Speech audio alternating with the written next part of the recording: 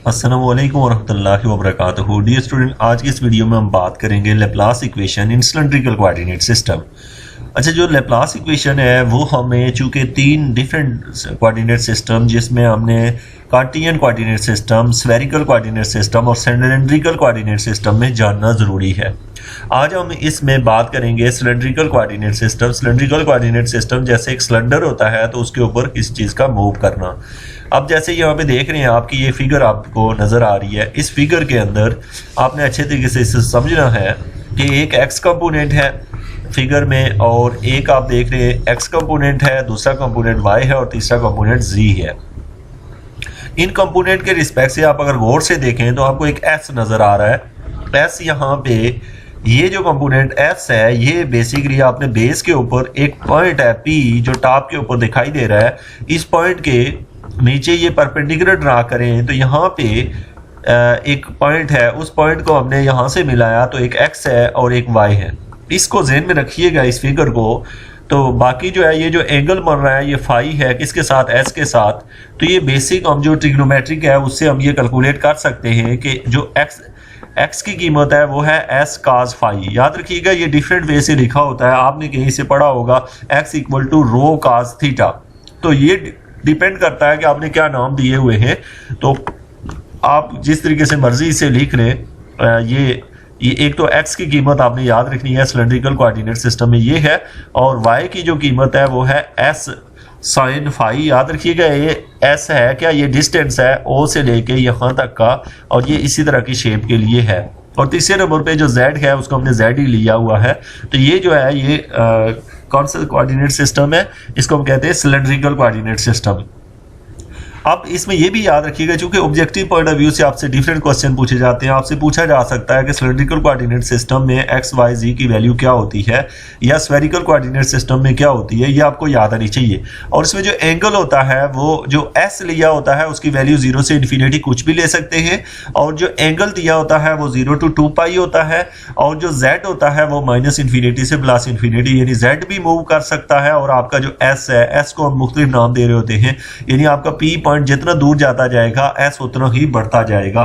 तो ये इन्फिनिटी तक जा सकता है और आपका जी भी इन्फिनिटी तक जा सकता है, लेकिन एंगल की जो वैल्यू है वो 0 to 2 पाई ही रहती है। तो ये आपको चूंकि यहाँ से ढेर सारे एमसीक्यूज बन सकते हैं इसलिए आपको ये याद रहने चाहिए।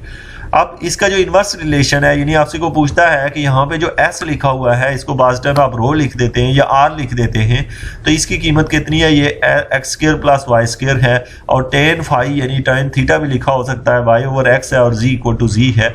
ये कहते हैं इनवर्स रिलेशन में आपको को पूछता है कि पहले तो एक्स वाई जी की कीमत क्या है, लेकिन दूसरी साइड से पूछ सकता है कोई एस फाई और जी की वैल्यू क्या है, तो वो आपको याद आनी चाहिए।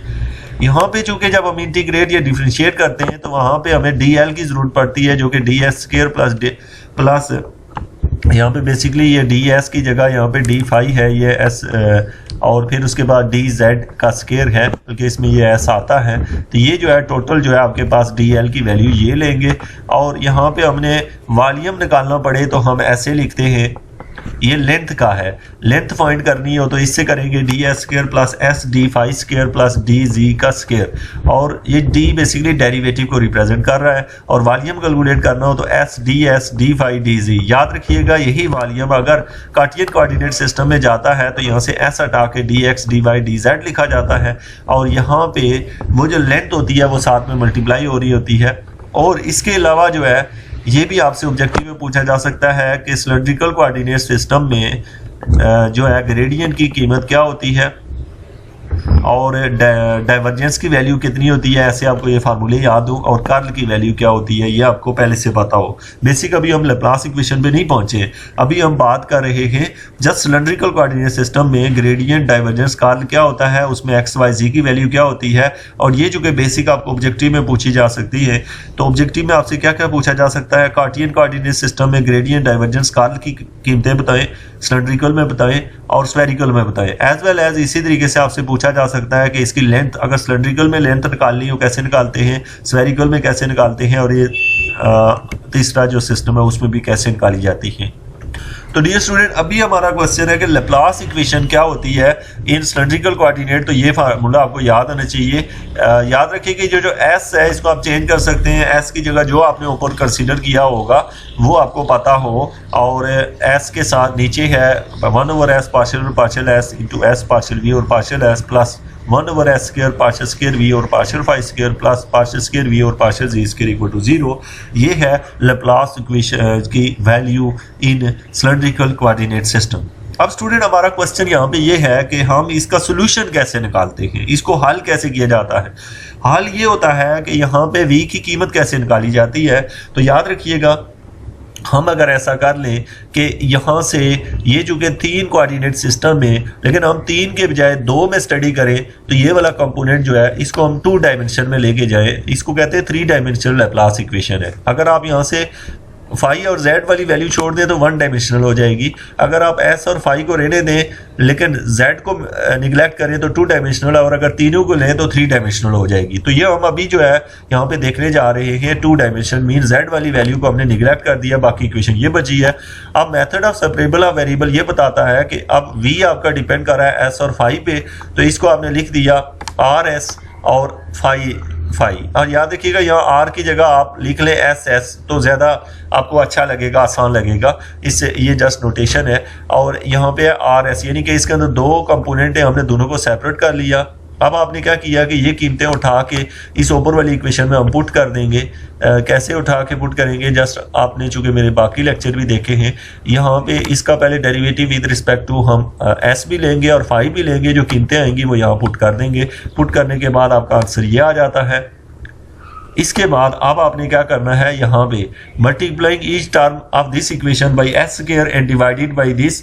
ऐसा करने से यानी कि आपने इक्वेशन को एस स्क्वायर से मल्टीप्लाई कर लिया और फिर इसको आर एस और फाई इससे डिवाइड भी कर लिया। सो आपकी इक्वेशन इस हालत में आ जाती है। अब हमें पता है कि इन दोनों को किसी कांस्टेंट के इक्वल रख लेते हैं, और वो कांस्टेंट हमने गेमा कंसीडर कर लिया कि ये इक्वेशन अगर गेमा के इक्वल है तो दूसरी इक्वेशन माइनस गेमा के इक्वल होगी।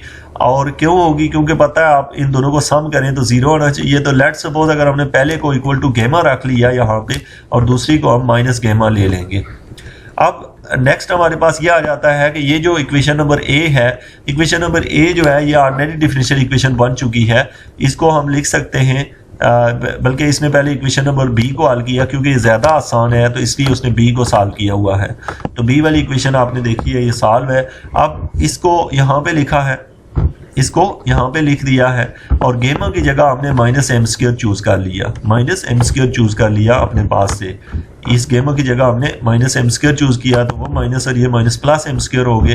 तो ये जो फाई इधर डिवाइड हो रहा है दूसरी साइड पे मल्टीप्लाई किया, तो ये आपके पास रिजल्ट आया। अब इसे हल करते हैं तो इसका सोल्यूशन ये आता है। ये simple second order differential equation है, ऑर्डिनरी डिफरेंशियल इक्वेशन है। ये जो पार्शियल है अब ये डी में कन्वर्ट हो जाएगा। इसका सोल्यूशन आप लोगों ने डिफरेंशियल इक्वेशन का जो कोर्स आपने पढ़ा था, हायर ऑर्डर डिफरेंशियल इक्वेशन की जो पहली एक्सरसाइज है, उस तरीके से इसे हल करके ये सोल्यूशन आया है। अब हमारे पास है यहाँ पे नेक्स्ट जो है, इसको हमने सिंप्लीफाई किया और जो सोल्यूशन हमारे पास आया है। अब हम आते हैं, ये टोटल जो है यहाँ पे इसका सोल्यूशन आप देख रहे हैं, ये जो इसका सोल्यूशन लिखा हुआ है फाई ऑफ एम, अभी तक ये निकला है फाई का सोल्यूशन।